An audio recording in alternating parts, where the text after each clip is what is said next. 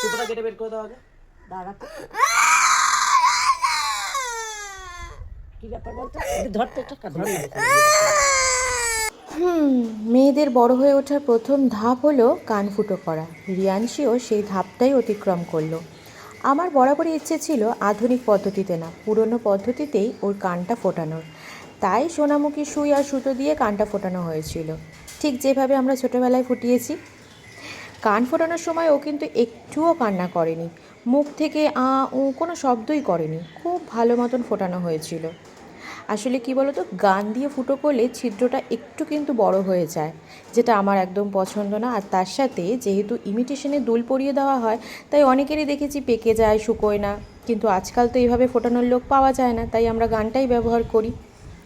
সমস্যা হলো কান ফোটানোর পর সুতো কিন্তু ঘোরাতে হয়, যেটা একদমই ও করতে দিত না। তাই শুকিয়ে যাওয়ার পর কানের দুল পরতে একটু ব্যথা লেগেছিল। কিন্তু তারপর কানের দুল পরা হয়ে যাওয়ার পর আর কি, নিজের মুখটা যখন আয়নায় দেখলো, তখন কিন্তু সব ব্যথা ভুলে গেছিল।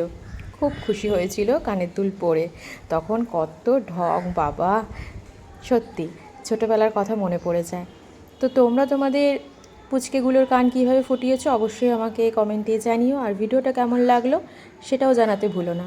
চলো, ভালো থেকো, টাটা।